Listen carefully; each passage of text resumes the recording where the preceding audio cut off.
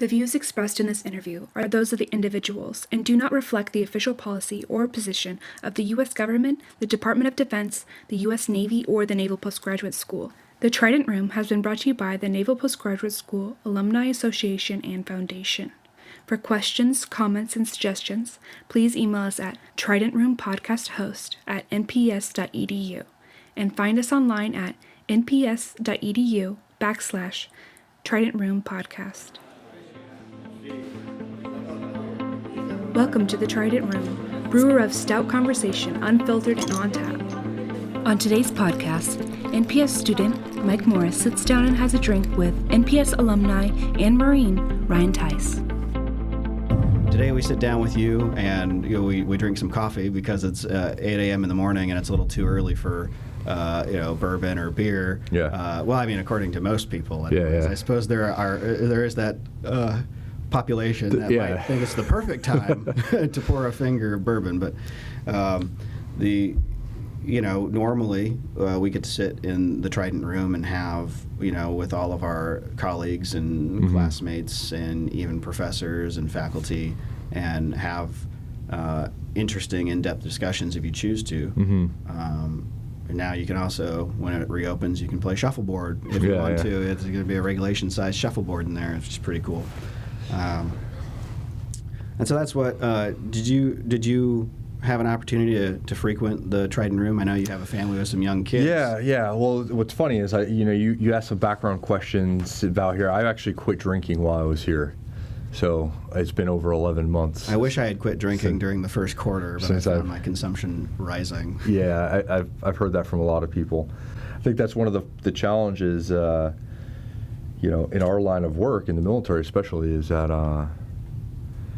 you come with these high op-tempo environments, a lot of energy, aggression, type A personalities, and a lot of that translates into the social aspect of commiserating and camaraderie is around alcohol, and it's how we bond, especially in a place like the Marine Corps. And you come to a place like NPS, and I was looking forward to going to the Trident Room on a Thursday afternoon. That was fun. But at some point, you start to realize, is this becoming an obstacle? I got to go home and be a father to 3 kids, and I got to wake up for class the next morning. It's not as easy as it used to be when you're 22 years old and you could just go tie one on and have an innocent night of debauchery. I don't know if debauchery is considered innocent, but innocent and debauchery. Yeah, but it's one of those things. So I quit. I quit drinking. It's actually, I didn't realize how positive that change would have been at the time. I thought it was something I more just needed to do to protect myself. So I didn't get the DUI, or I didn't have any life-changing mistake that ends a career, or you hit rock bottom. It was just But it goes beyond that. Yeah. For you too. Is that one of the things that helped you focus?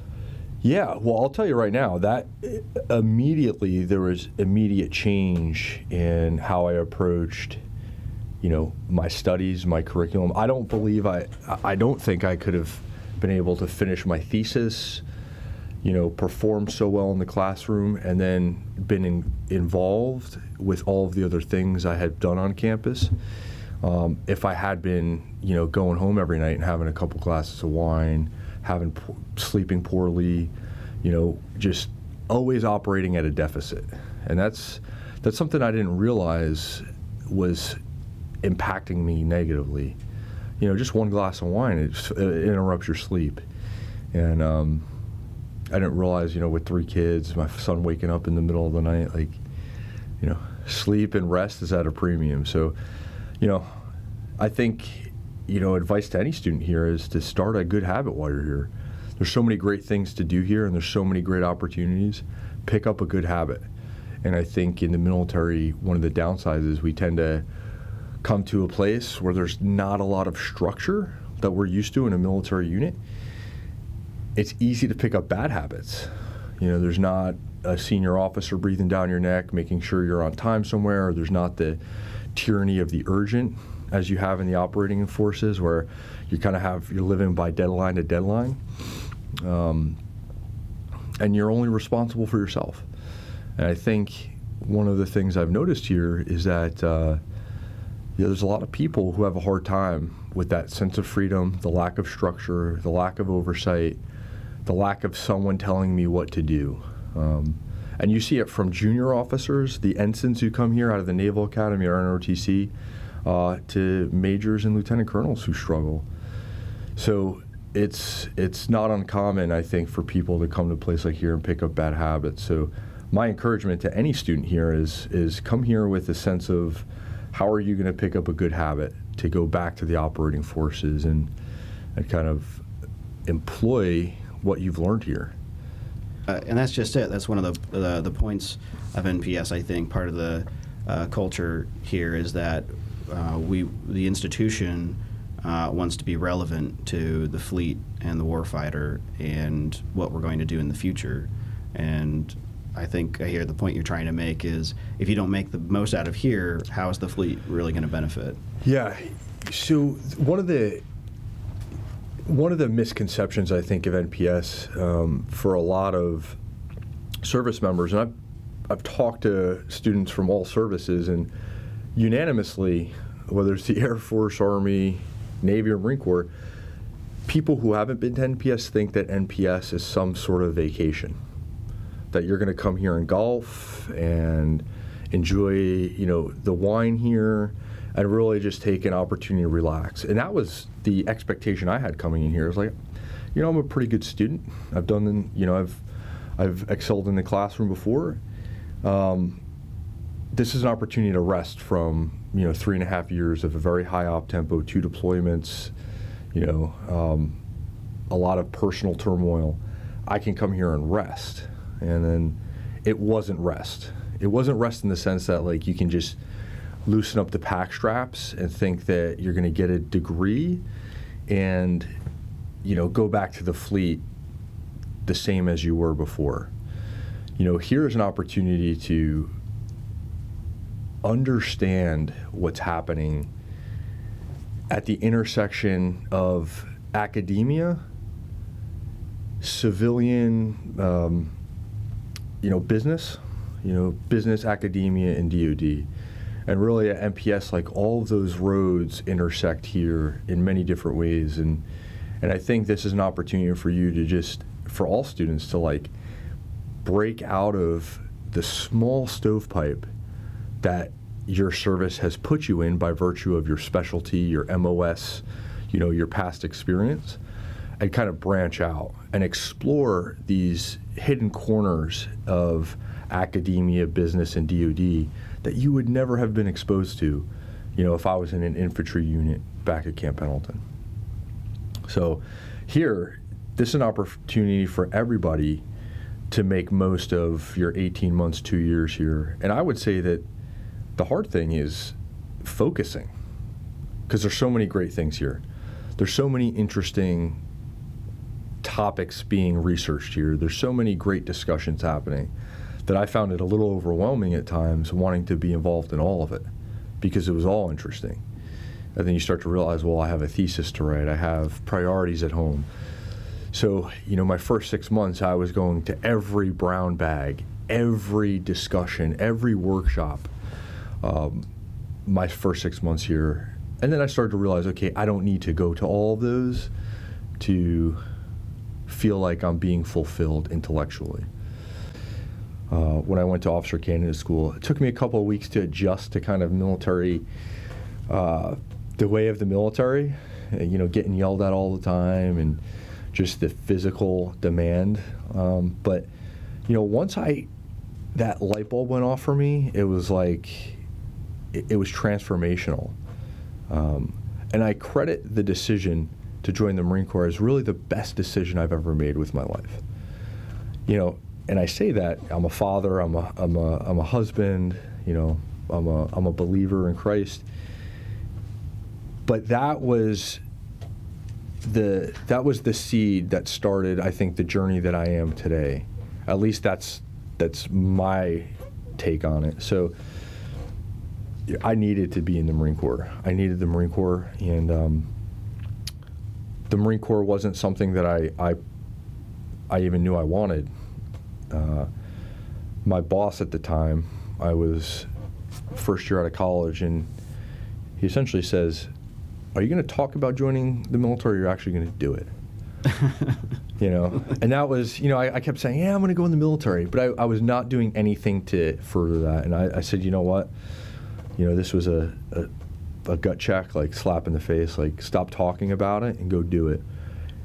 And he says, go to the Marine Corps. That's the best outfit out there. And this was a guy, Army Vietnam veteran officer. He had 2 sons who were active duty Army officers. And he says, go to the Marine Corps. And literally the next day, I went down to the local Marine recruiting office, which was right down the street, about 2 miles away. And I walk in there, I start filling out the form. They saw that I had a degree. They said, hold on, you just graduated college. Why don't you reach out to the officer selection office down at Rutgers? And I reached out to them, and they're like, come down.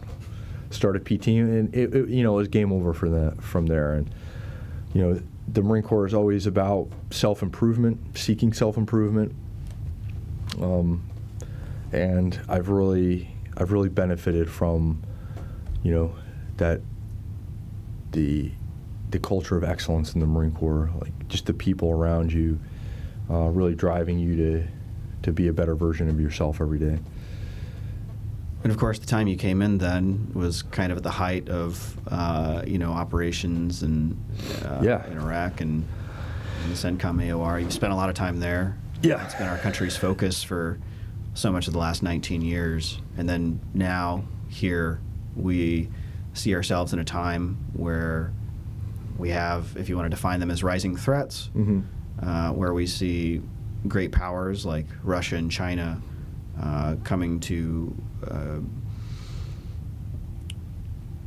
I don't want to say indicate their, any intentions, but the United States can view itself in a decline, or we could see that there are other rising powers. And whereas we were living in a unipolar world, we were free to focus on the threat, the transnational threat of terrorism, and now we see more of our resources needing to be devoted to countering influence from other great powers that are on the rise.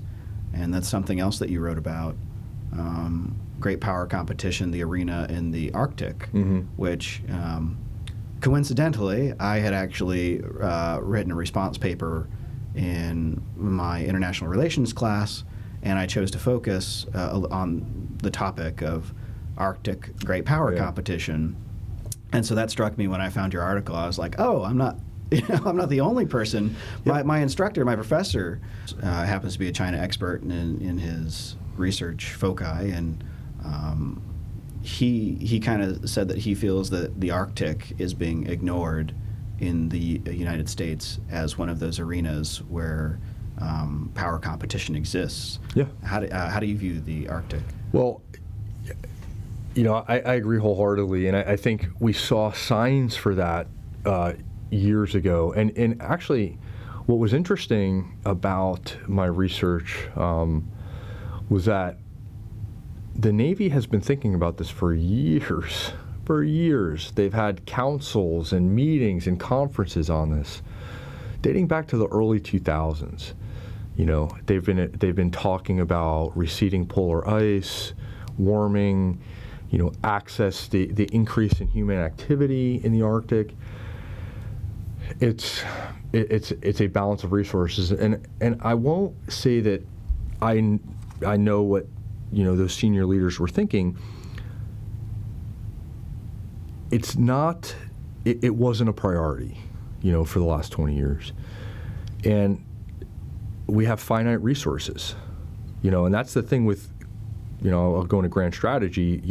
From a grand strategy piece is how am I matching my finite resources with the potentially unlimited aims that I'm trying to achieve in the world. So I have to prioritize, and sometimes it's hard to prioritize. What Russia has done, though, is they have taken advantage of our focus to the Middle East. And they have started to develop infrastructure, Arctic capabilities, commercial development in the region to be able to take advantage of it. Why is the question? What does Russia gain from it?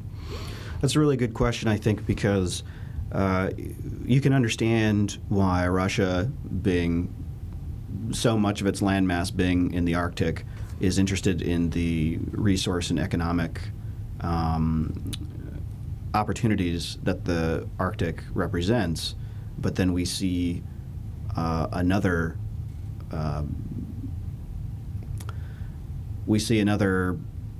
line of activity from Russia, which is greater militarization of the Arctic. What kind of strategy from Russia do you think that indicates? Well, it's clear that those sea lines of communication are extremely important to them, and you have to ask why.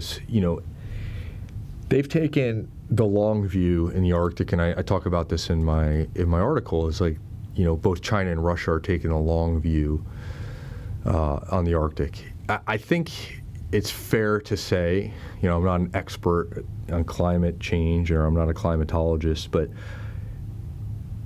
I'm pretty sure that within my lifetime, the Arctic will be ice-free, and it will become a sea line of communication. And I talk about that in the article. And if you look at it from a geostrategic perspective, a lot of it has to do on just how we view the Arctic. And, we take a very Eurocentric approach to the Arctic because of, Sweden, Finland, the Arctic nations that are in Europe, the GI-UK gap that was very prominent in Cold War strategy. Whereas the Bering Strait, the Asian side of the Arctic, as I call it, receives a lot less attention. But if I'm a military planner and I consider the geography of the Arctic, if I want to control the Arctic in that trans-Arctic shipping lanes, the Bering Strait would be the most feasible place to try to control that, because it's 51 miles wide. It's only a couple hundred feet deep. It's very shallow and not a hard place to deny access to. And the current maritime agreement, it's kind of a two-lane highway that goes through there. Russia owns one half, we own the other half.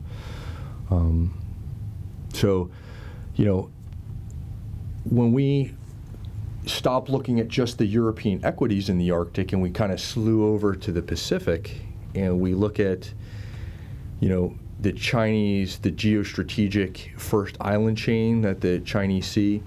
Dr. Toshi Yoshihara, gave an SGL here, and he shows a Chinese map, from the Chinese perspective, that shows the first island chain extending all the way to the Aleutian Islands. And we know the Aleutian Islands, they're the gateway to the Arctic, really. So I guess what I see from both China and Russia is gaining the foothold in that region to be able to control those strategic sea lines of communication. Both China and Russia will benefit immensely from increased trade along the Northern Sea Route, which is the Russian sea line of communication. Do you see, because of the Aleutian Islands and the Bering Strait, the geography, do you see that the U.S. still has any sort of strategic advantage in controlling it, but that we're just not taking advantage? Yeah, so I would say that the Navy is doing more. The Marine Corps is doing more in the Arctic. The Marine Corps has stepped up Arctic training. They're doing exercises in the Aleutians. Adak Island is one notable example.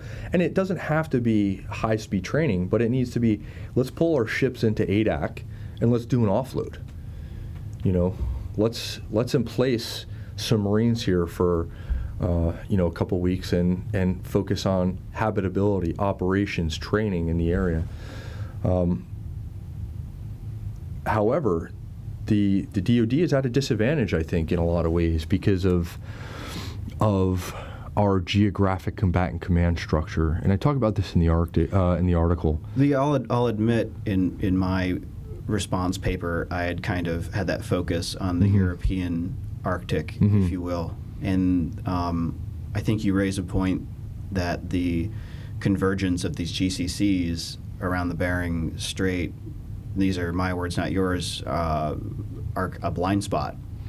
Yeah, I mean that's a great way of saying it, and that's really the point that I was trying to make, is that we've created headquarters structures, joint structures, force structures, the CJTF or Joint Task Force, to be able to specifically address seams in our geographic combatant command structures.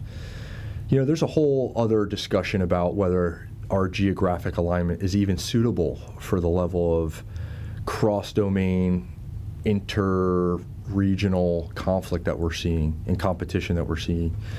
But the point I was trying to make is that, we have, because of the lack of prioritization in the Arctic and kind of reviewing the history of the changes of the boundaries, we've accepted risk in the Arctic, specifically in and around Alaska and the Bering Strait.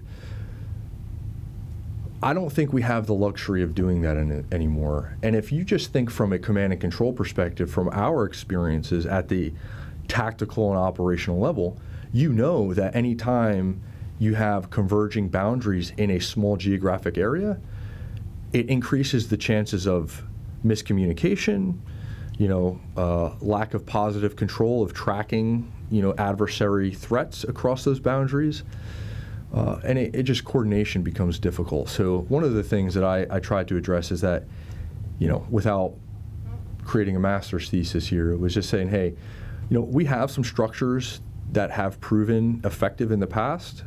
We may want to consider those. And oh, by the way, if we do that, we can invite our European partners to participate in the security in the Pacific Arctic, the Pacific side of the Arctic, and really secure, both sides of this strategic terrain, which is the Bering Strait and the GI-UK gap. And you mentioned not only our partners in Europe, but also partners in Asia as well, who, for obvious reasons, have great interest in how the Pacific develops over the next century, especially as the Arctic opens up with melting ice. And you spoke earlier about competing resources and attention, and your suggestion on how to do that efficiently in the article is to set up a combined joint task force within, I think, existing structures that are nearby or in the Bering Strait. Why did you suggest that? Why did you go that route? Well, it was at the encouragement of my professor. Okay, you've identified a problem. This seems feasible. This seems realistic. At that time, when I started writing, which was about January of 2019, there was a growing response to Russian activity in the Arctic, but it wasn't as prominent as it is right now. He's like, hey, what's your recommendation? How can we solve this? And to be honest with you, I wanted to bringing some of my thoughts from other research I was doing, which was the structure of United States power in the expression of our geographic combatant command regional boundaries. So I saw this as an opportunity to bring these two topics together. And the CJTF, I was a part of a CJTF in Iraq, CJTF OIR, temporary headquarters to, meet a certain mission, bring the joint force together to defeat ISIS. But what I found most unique and most effective, at least from my perspective, I think a lot of people would argue the merits and effectiveness of the coalition.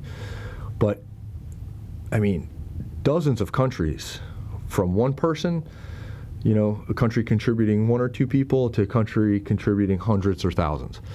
It brought a large, diverse coalition together pretty effectively. And I saw that as an effective model. And also CJTF-HOA, Horn of Africa, was established to address the threats, in the Red Sea region, in the Bab el-Mandeb. And, I saw that as an effective model that could be employed here. And more specifically, considering the resource constraints that the U.S. currently faces, that it had to be a feasible solution. And I saw that, there's considerable, Army and Air Force has considerable force structure up in Alaska, and they're, over the last 20 years, have been supporting other missions. But, really getting the Navy and the Marine Corps up there, participating in exercises or doing a rotational basis under CJTF with support from our allies and partners would come at very little opportunity cost in the near term. You mentioned, some of your career and where you are. Mm-hmm. You commissioned in 2007, right? 2007, yeah. So you've been in for, 13 years. 13 years, yeah. This August will be 13 years since I commissioned. What brought you to NPS at this point in your career? Well, the Marine Corps, the Education for Sea Power study came out with pretty wide analysis of education and requirements for education and the different analysis of the services and how they approach selecting for education. The Marine Corps competitively selects all officers to go to an advanced education. So for this period in my life, I got competitively selected and part of a large pool of Marine officers. And they pool all of the different intermediate level education opportunities into one screening board. And then based on your preferences or maybe your background, they will select you to a certain program. So I got selected to come here. I'm very glad and grateful I did. And so far the Marine Corps hasn't done wrong by me in my career. So very grateful. I got competitively selected. I was in Iraq in 2017, and I got here in December of 2018. What were you doing at the time when you applied for the? Do you apply for this program in particular, or it was part of the regular competitive selection for advanced education? You get competitively selected for what's called a Commandant's Professional Education Board, intermediate level education board, and then you get matched. Yeah, and then so first thing you get selected. Okay, you're going to go to school. Yep. And then they're going to match you to a certain program, and then you have to apply to NPS. And I think that the NPS application is more of a formality to make sure that this guy wasn't, pulling D's undergrad for this field of study. So it seems to be more of a, not a rigorous acceptance and application process, but I actually did have to submit an application. More of an academic screening, yeah, for a base qualification, exactly, to attend, yep, graduate studies. Yeah. What did you intend to study when you came here initially? To be honest, I had no idea. And that's the frustration that I experienced here, was that, NPS is at this crossroads between DoD, business, and academia. And I had all these expectations, I was going to come here and there would be a menu of things that the Marine Corps wanted me to study because we care about these things, especially in this era of great power competition. So I came here completely kind of taken aback that none of that was done. And even more surprising, nobody was really talking about it and asking why hasn't this been done? Why is there not a better interaction between the students and research sponsors, specifically your service. I think as a Marine, it is not unreasonable to expect that your service has a list of research priorities that will help inform decisions, especially in this time where all the services are really going through a massive change. I wanted to ask a little bit more about your background, but I feel like that's naturally leading to one of the articles that was published, the one in the,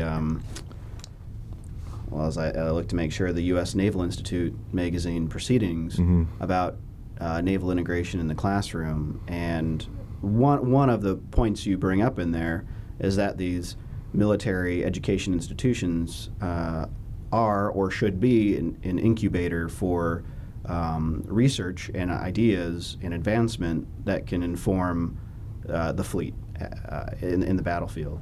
So is one of your criticisms is that you found when you arrived here, I guess, the Marine Corps lacking in having, or at least having access to a list of research priorities that you feel like the Marine Corps should have? Yes. And I think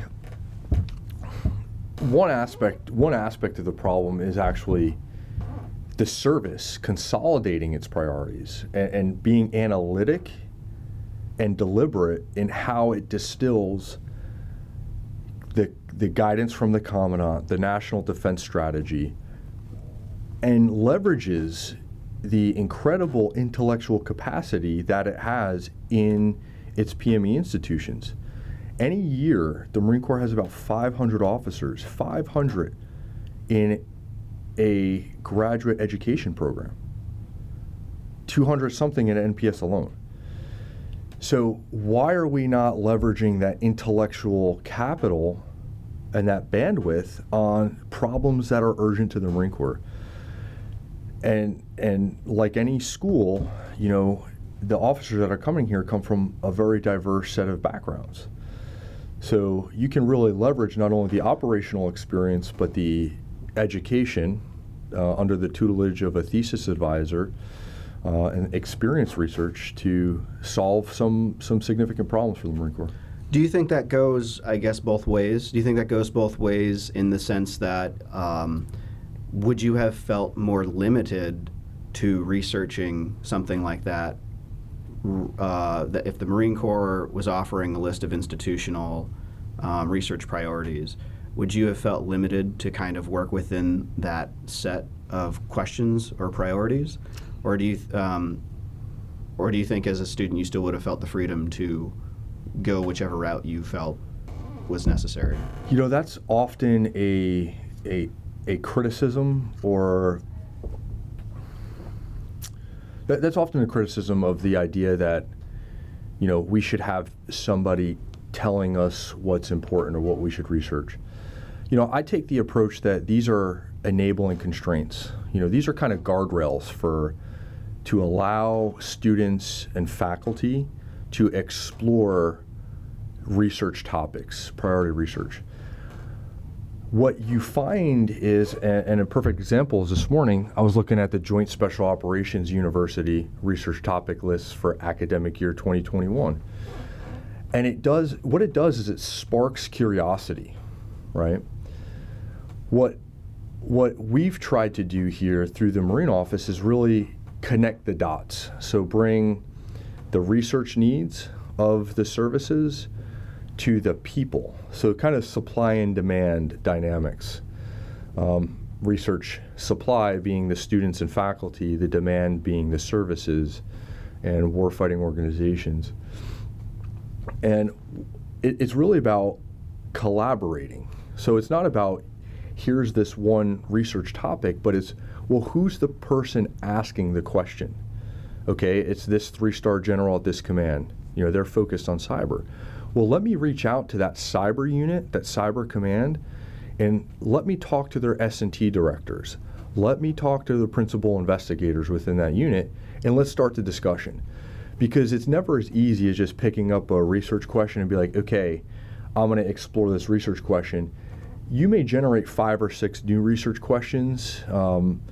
you may completely go in a different route, but it's the interaction between the research sponsor and the researcher that really creates that transformative, experience, I think, for the researcher, namely the student. Is that collaborative effort something that's been developed over your time here that you've witnessed, or was it in place when you arrived? Yeah, and I would say that there's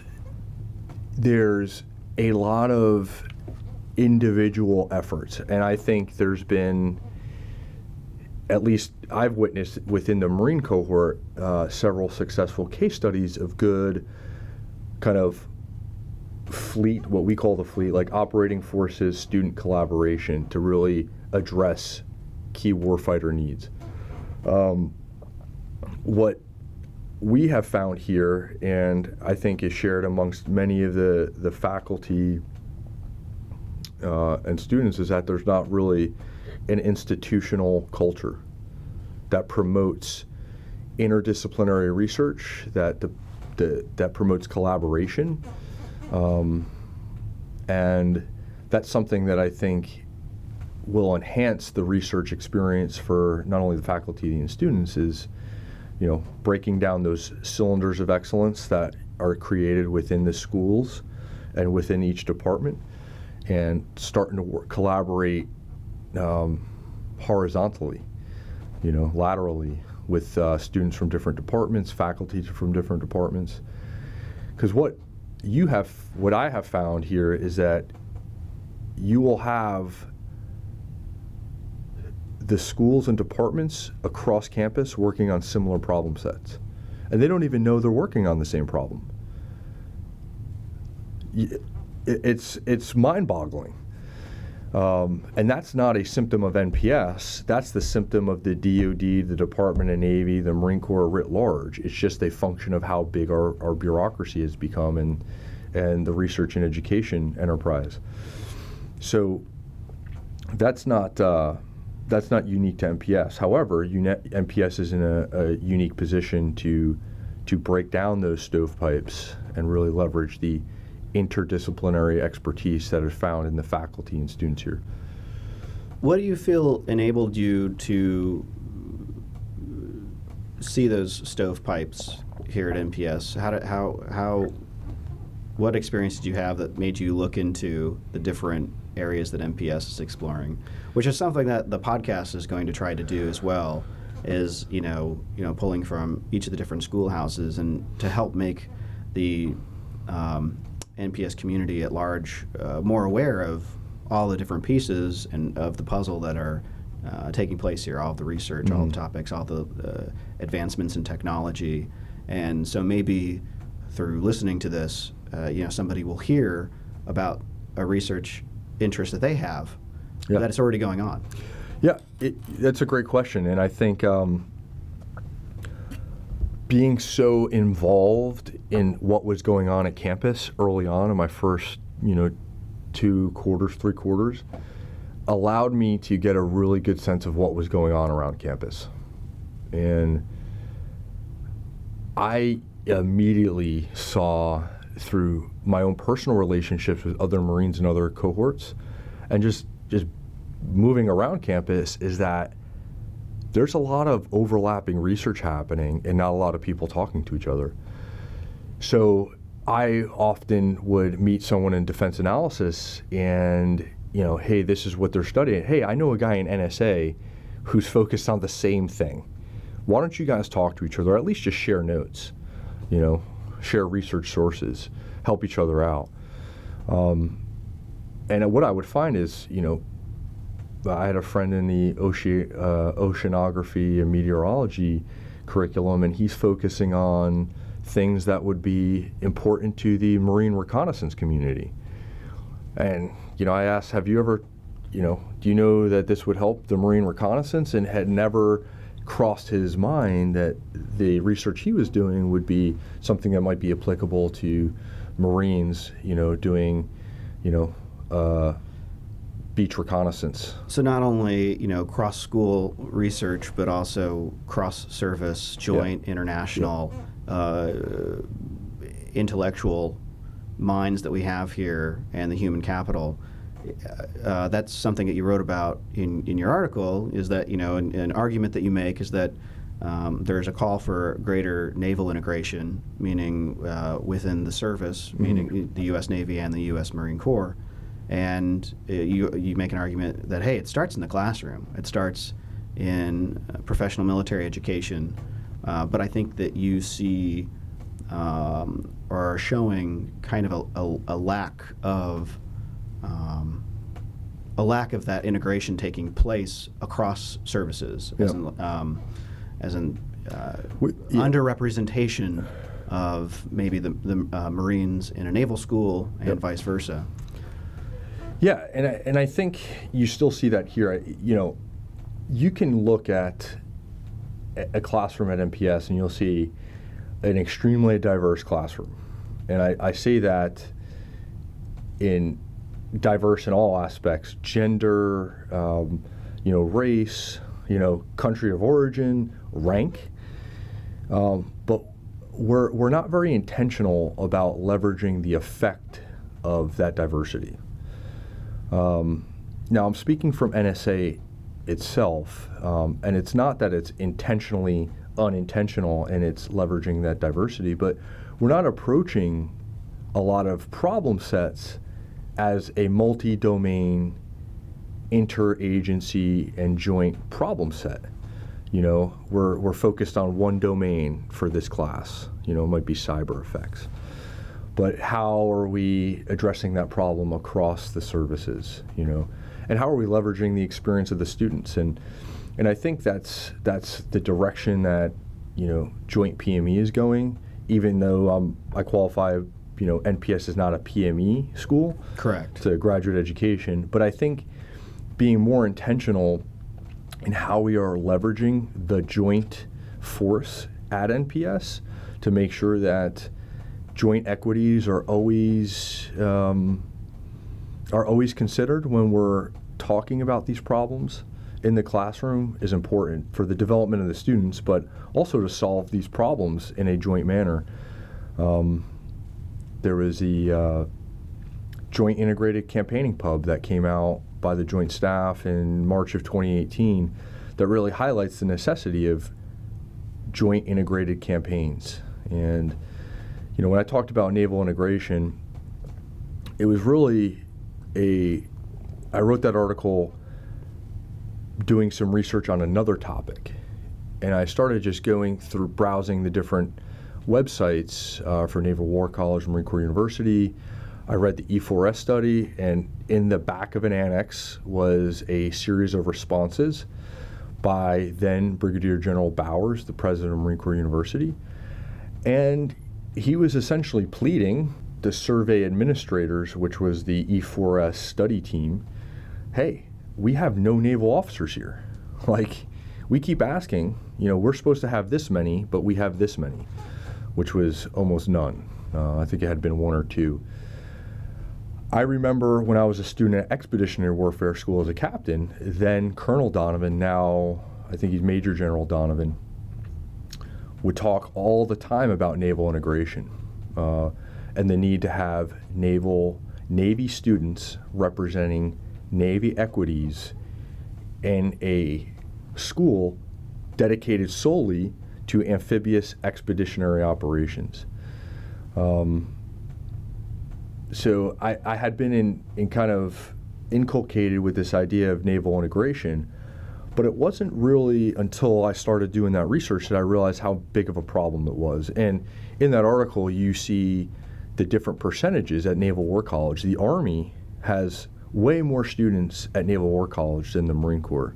I think the Air Force does. The Air Force does. International students, which people think, well, the Army's over twice the size of the Marine Corps, so you should expect a representative population. My argument is that if we are serious about naval integration between the Navy and the Marine Corps, we got to put our money where our mouth is. And naval integration in the classroom costs us nothing, or there's little barrier and opportunity costs with saying, I'm going to increase, my lieutenant colonel enrollment at the Naval War College, as opposed to trying to staff a naval headquarters with a bunch of Marine officers who have no experience working with their Navy counterparts. In the school, it's easy. We can take intellectual risk. I don't have that luxury, in the COC in the battlefield. I don't have that luxury when I'm forward deployed. So I think if we want to get serious about naval integration, it should start in the classroom, because low opportunity cost, low risk, and just all in all, good for the education of our officers and enlisted. Over your experience and time, professionally, out in the field and or academically, what's one of the dumbest things you've done? What if you had a failing, and how'd that turn out? That's I've not that I was hoping you wouldn't ask that type of question, but it's a hard question to ask, and I think part of it has to do with it's a hard question to answer, because it's more about my shortcomings as an individual, and I think more about me not wanting to fail and me maybe not taking risk. But the times that I've been most ashamed might be a harsh word, but hardest on myself is when I have made a comfort-based decision. And in the Marine Corps, especially in the infantry, comfort-based decisions can be disastrous. And it could be something very mundane, but it also could be something consequential.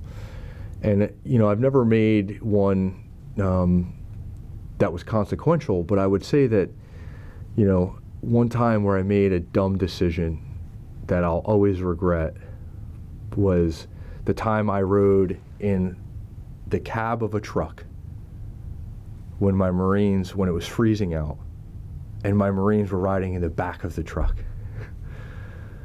And it's one of those ones where if I could take it back, I would have just sucked up the 45-minute ride out of the training area. It was snowing, it was freezing. We were just at our large certification exercise, and we had this freak snowstorm. It was dumping snow. We had just spent like a day and a half in soaking wet, and I went for the comfort-based decision. Man, I liked you right up until about right now. And that's dick move. It was bad. It was bad, and it's I don't. You may never have been held accountable for that decision, or I was never. But it's one of those things, and we talked about the Marine Corps planting these seeds of, the guideposts, and that's one of those guideposts that I learned from that decision, because it's haunted me the rest of my career. Since. Yeah, and I think that's one of those times where you're like, man, that was a dumb move. That's an opportunity to show your Marines that you care. You don't have to stand up on a pedestal. You don't have to. You just say, hey, can you make a room for me? Or you say, hey, why don't one of you hop up in the cab? Or maybe that's a reward. Hey, Corporal so-and-so, you did a great job out there. I'm really proud of you. Do me a favor, go sit up in front. You navigate, be the A driver for the guy who's driving. And, you don't get those opportunities to relive those opportunities, but you have an opportunity not to make that same mistake again. And that's always one that will haunt me, and that I learned very quickly from that experience as a second lieutenant, now as a major. So I hope my Marines will forgive me if they're listening for suffering that hour-long freezing truck ride. Well, what can other professions learn from your experience as a Marine Corps officer? Like if you were to go out into the business world today or somewhere else, what would you take with you? Good question. That's deep, right? That's too much, right? No. I think it's a fantastic question. It's I've had it's caring, being genuine and sincere about caring for people and their needs. And that's a really hard thing in the military. because we always say this term like mission first, right? That has priority, and then people. You know, I like this phrase my commander used to say is, you know, mission first, people always. And I had the opportunity to be the head coach of a high school lacrosse team in Woodbridge, Virginia. And that was a great opportunity to put the needs of those young men first, you know, and really kind of see life through their perspective. And it wasn't always easy, but my advice to anybody is to care about your people, you know, put them first, take care of their needs first. But the flip side of that is it can never be at your own self-destruction, you know. If I'm a man or a woman who their personal life is falling apart, you know, how can I help others if I can't help myself? Sure. You know, and I think that's the balance, and that's the exciting thing about being an officer in the military, is that there is no other profession, I think, where the cost is so high and the demands are so great that it's the pressure cooker, as Admiral Stockdale would say. You know, wearing the cloth of our country is the pressure cooker, and it's all this pressure, life, professional, really helps to shape you into being a better person. And you know, you really have to be intentional about establishing good habits, you know, seeking self-improvement, and finding the balance between taking care of the needs of your teammates, your subordinates, and even your bosses. Leading up is something that I've grown to appreciate. Is what are you doing to take care of your boss? You know, giving him or her the loyalty that they deserve. You know, asking about their welfare. You know, because as officers, it gets lonely as you get more senior. So, you know, 360 leadership from the perspective is that, you know, when you're an officer, you kind of have a responsibility for all those around you. Because we hear about 360 a lot, and I think people always look around and they forget to look up. Yeah. Right? Yeah. You know, General Zinni, when I was at Expeditionary Warfare School, you know, a lot of retired general officers want to come. EWS in the Marine Corps is a very esteemed school. It's your 225 captains. You're all kind of you're at the 8 to 11 year mark in your career. You have just enough time in the service to really to understand the institution, and you're about to go embark on probably the most transformative experience, which is that company level command. You know, you're about to go to assume a leadership billet in an organization. So a lot of general officers who have been through that school want to come back and they want to talk to us. And General Zinni, you know, talked about loyalty going both ways. And he's absolutely right. And some of the mistakes I've made as a officer have been too much loyalty in one direction, and that's usually down. You know, thinking that, you know, I was somehow serving my Marines better by focusing less on the needs of my company commander. And I was wrong. Well, and that's a lesson in and of itself, right? Mm-hmm. That, you know, sometimes taking care of your subordinate troops, Marines, what have you, is about taking care of your boss and the mission needs and the discipline of the unit. Yeah. And that's part of taking care of your people. It's not about all the time your loyalty to them or taking it easy on somebody. That's not taking care of them. It's providing that consistency and the structure in which they can be successful. That's 100% right. And that's a great point, is providing the structure, and it's the responsibility of a subordinate is to take my commander's intent and say, okay, what's my span of control? Where's my authority as a junior commander within my boss's intent? And it's creating that framework of where my subordinates can thrive. You know, And it's also about communicating your boss's priorities, owning them, and then communicating those to your subordinates. And I was a company commander, leading officers for the first time, and I could see how difficult it is when you have, as a commander, you may have subordinates not rowing together. What a drag on the performance of the unit that is when maybe one company is rowing against the current, or one company commander is rowing against the current. So you apply that to any organization, and you can start to see a large organization where you start creating a lot of force and movement in the wrong direction. But what you don't want to do is, you don't want to be the guy who just stifles critique or criticism. You want to be a leader who can understand what the problems are. What is causing this inertia? What is the resistance in this organization to change or adopting, your colonel's, guidance? And then building those bridges is kind of what our job is building those bridges. I know you said that you need the Marine Corps just as much as it needs you, right? Well, if you didn't join, you would probably say it doesn't really need you. The Marine Corps does not need Ryan Tice. But I would disagree. I think in that I think the Marine Corps needs everyone who wants to be a part of it and wants to serve in a capacity like you. Mm-hmm.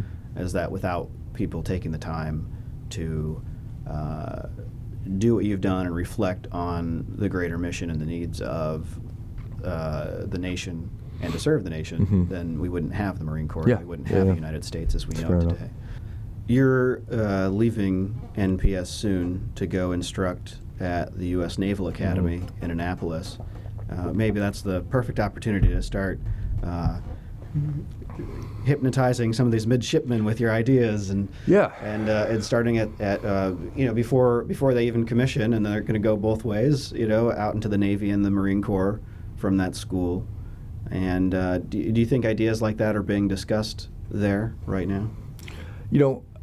I don't want to speak for or misspeak or misrepresent the Naval Academy, because I'm not there. You don't work there yet. Yeah, I don't work there yet, but I would say that based on where they are in their careers, I doubt it. And I think that's a great opportunity. Oftentimes we tend to frame discussions about important issues based on rank and seniority or experience.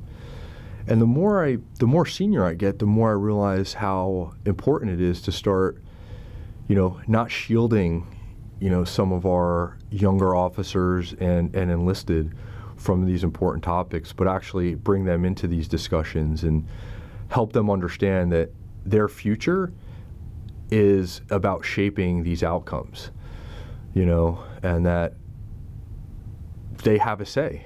And I hope, whether it's, what's going on in the Arctic, or it's naval integration in the classroom, or the 15 other topics I'm curious about, I can have those discussions with these midshipmen and spark their curiosity. Not, our goal should never be to tell them how to think. Okay, here's what Tice thinks, so therefore I want you to think that way, because that justifies my way of thinking. But hey, here's a kernel. Here's a kernel of information. I want you to be able to think critically about it and form your own assessment and opinions, and be able to, discern, what's right, the context for which you should understand this problem, and really the context for which you should apply this problem or solutions to that problem. I'm really excited for the opportunity to go to the Naval Academy, and I think it's about relationships.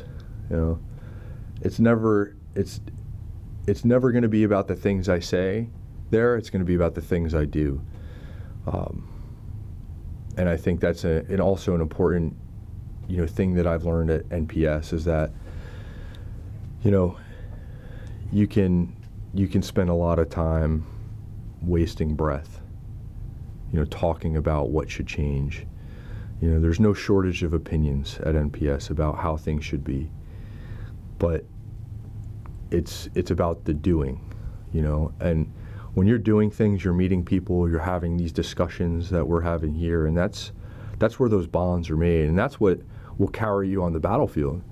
Because maybe one day Mike Morris and Ryan Tice will meet up on the battlefield, and this 2 hours we've spent sharing this time this morning will establish a foundation of trust, you know, of you know, intellectual respect that will help us carry the day, you know, when our nation needs us. So, you know, we often get so caught up in, you know, the topic, whether it's artificial intelligence, you know, this ambition of generating new knowledge for our service.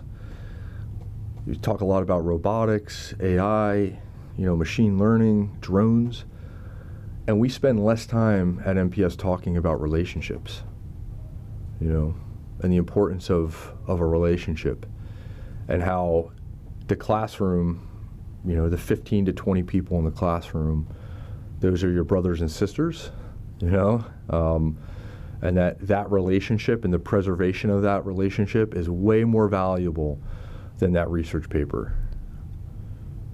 How did you find that relationship affected by our online environment? Yeah, that's a good question. I yearn for the ability to look somebody in the eyes and judge, not judge, that's a bad word, but to judge their expressions, to understand, you know, the context of their facial expressions and, you know, how they perceived what I said, you know, based on their body language. You lose that in the online environment. Why? Because everybody's distracted. You know, everybody's, you know, doing 5 other things behind the video screen. So I think it will change the dynamic of the NPS experience for a lot of people. Not for the better. In a lot of ways, there's a lot of good with the transition to online, knowing that, you know, quickly we could adapt if circumstances require it. I think that's something that NPS did very well, and I think that's something they should be proud of. But I don't think that we should ever think that the human interaction between students and their professor is not the most important aspect of the classroom environment. You know, it's that human relationship that you know, you will never take the human dimension out of, you know, conflict, out of war, out of combat, and that's exactly why we're here, is to be better warfighters and to leverage that intellectual capability and capacity. So that's insightful to me. I hadn't yet framed it about how that human element in education applies just as much to how we operate in the fleet. It's, you know, you hear this word used a lot nowadays with kind of what's going on around society and just within our own services, is empathy, right? How do you empathize with someone who you can't see or you can't look at in the eyes? How can you understand where they are coming from? The ability to feel what they feel or to understand how they're feeling. You can't do that remotely, right? And I think, you know, one of the things that's always intrigued me is, you know, empathy is very much the one trait which I argue is probably a core leadership trait that is really the bedrock and foundation for all the other leadership traits that we promote in the DoD. So we have to be very careful about what we're going to lose if we were to go to a you know, a model where we're going to do it virtually as a matter of business. And that's what the Naval Academy is struggling with how to balance that as well, because there's something unique about the military academy experience that is very personal, right? I'm there to teach, but that's like 49% of my job. 51% of my job is to be a good role model. How do I be a good role model behind a computer, right? How does someone just looking at the webcam version of you know who you really are without having met you?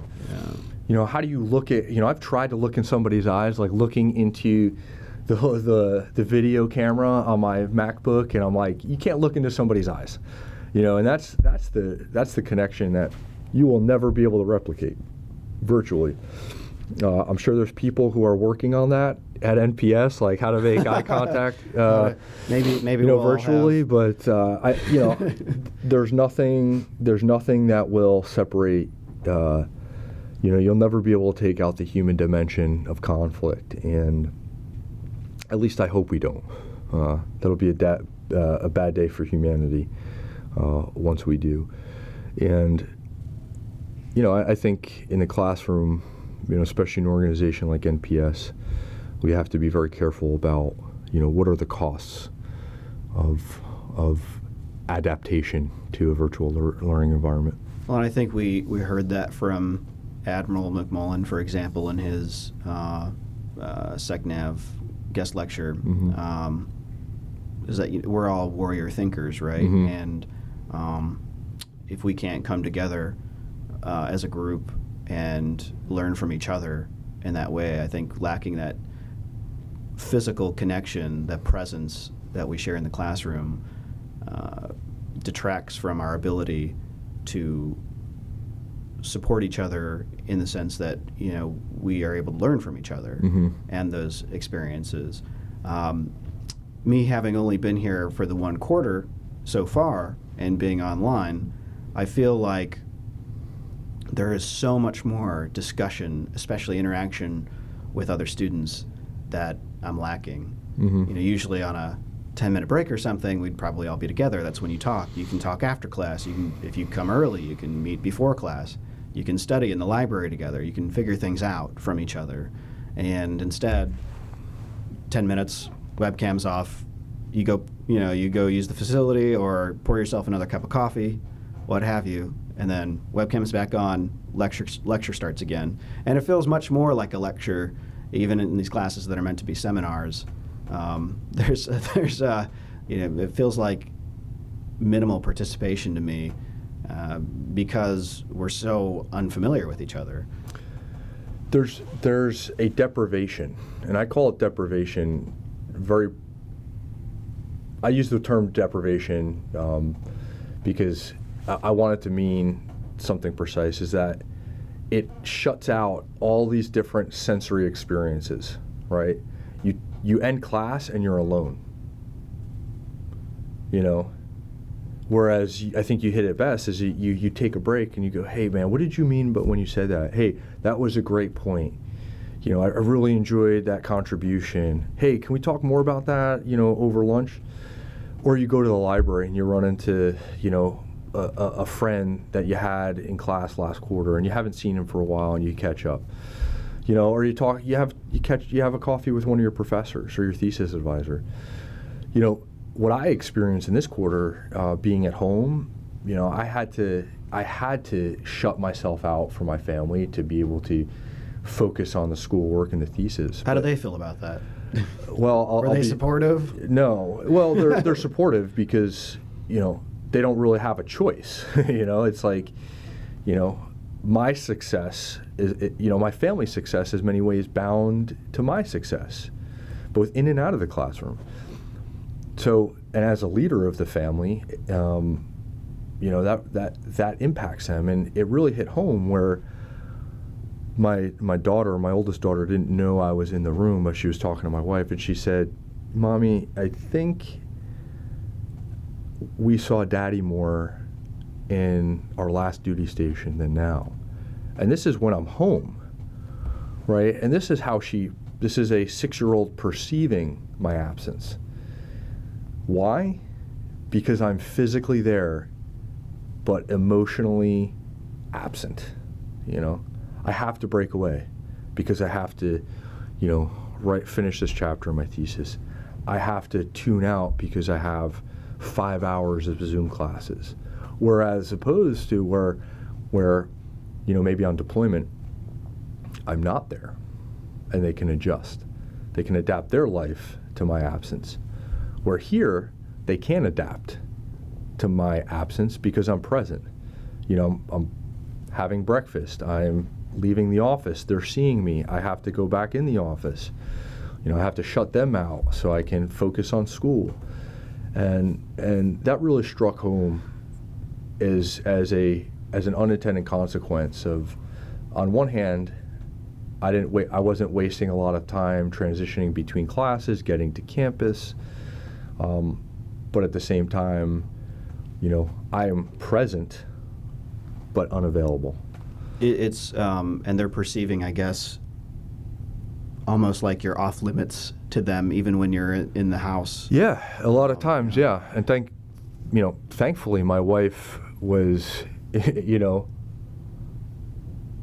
knew how to protect that. Like, okay, Daddy's got, distract them so they didn't sit there and cry. But it's like, your kids are scratching at your door because they want to spend time with you. Literally scratching at your door, like trying to get in. You got to lock them out. That doesn't make you feel good.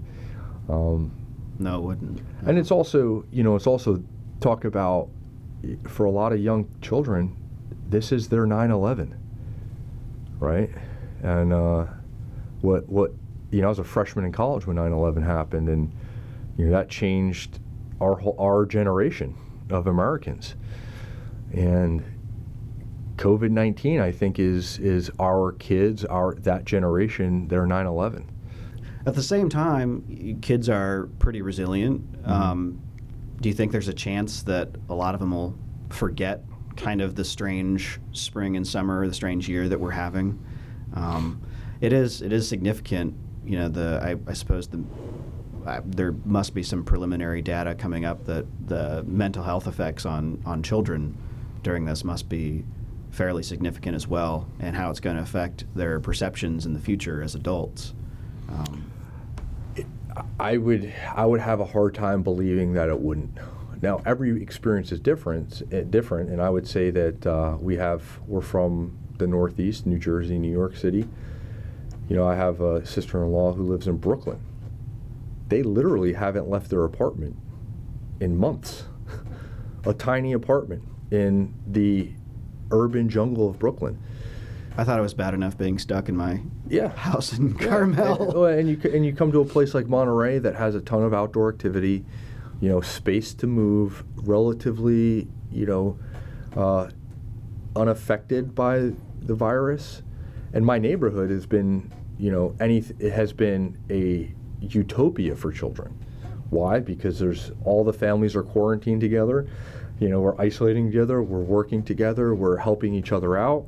The kids are playing every day outside in a safe environment.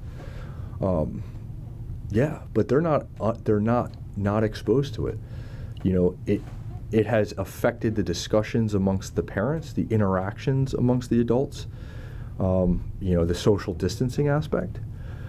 My children, we'd pray at dinner and they would say, I hope our family doesn't die of coronavirus. And this is the thing, this is a 6-year-old and a 4-year-old, and they are a lot more perceptive and intuitive than most adults will give their kids credit for.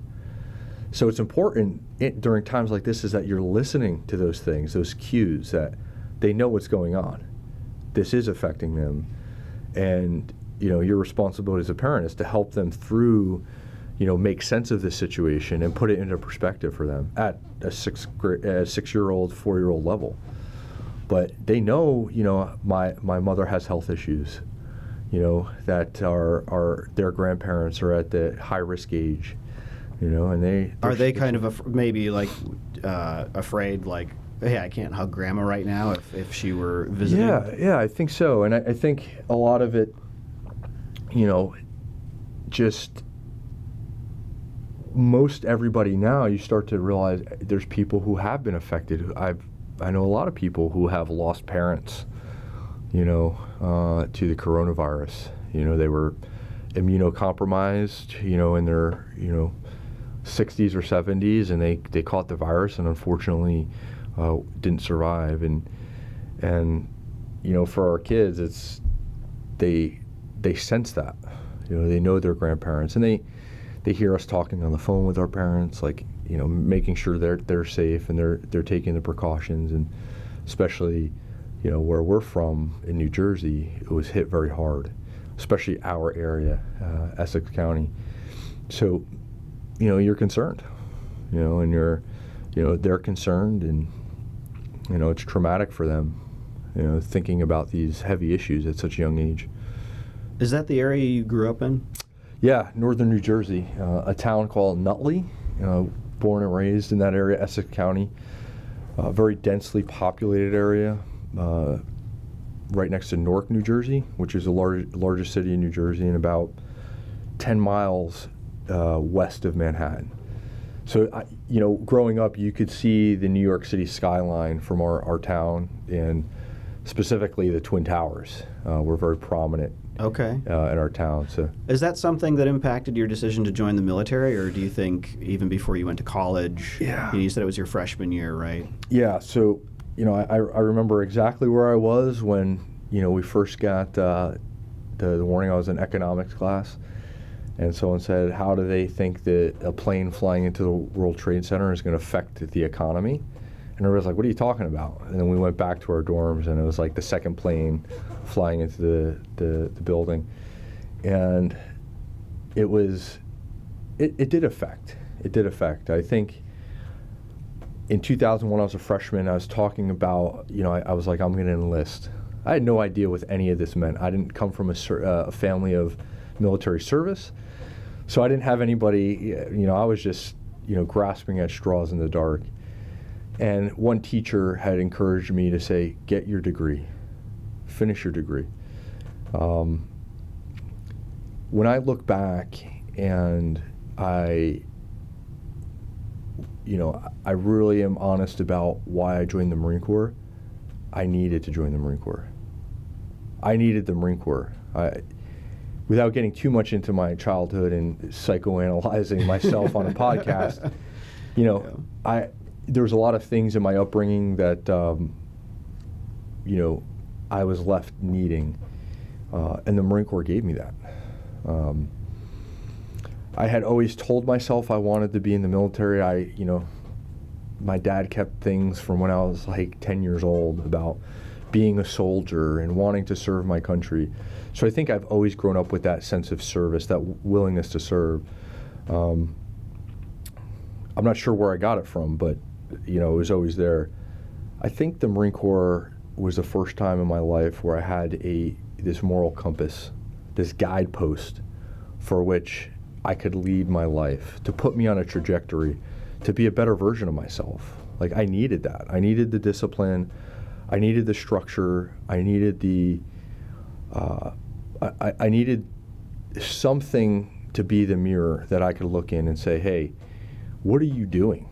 Is this the path you want to take with your life? And the Marine Corps gave me that. It was instantaneous. Excellent.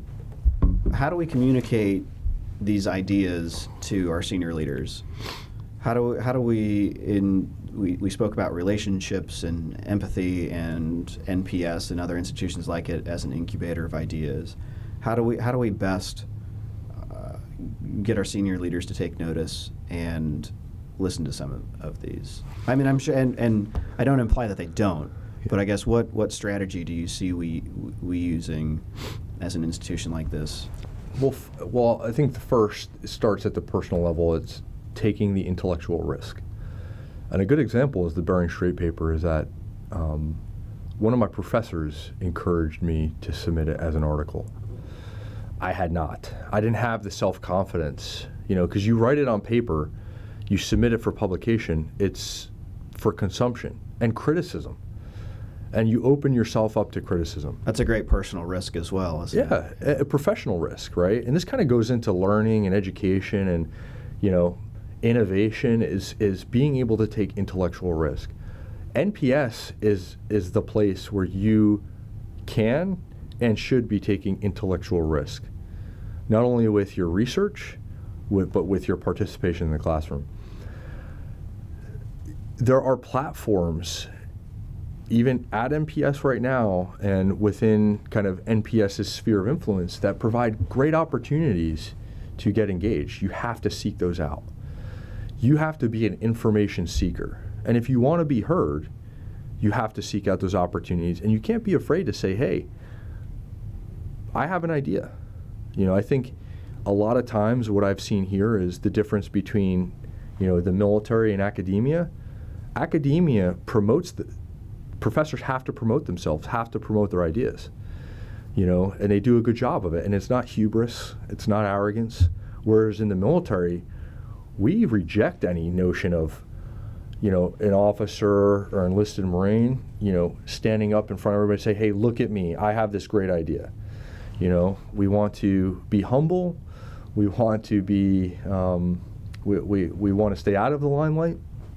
And that's not to say that you're seeking self-aggrandizement if you're promoting your ideas, but that's what it takes. Nobody's going to seek out Ryan Tice and be like, hey, Tice, so what do you think about this? Sometimes you have to stand up and say, hey, sir, ma'am, I have an idea. Do you mind if I share this with you?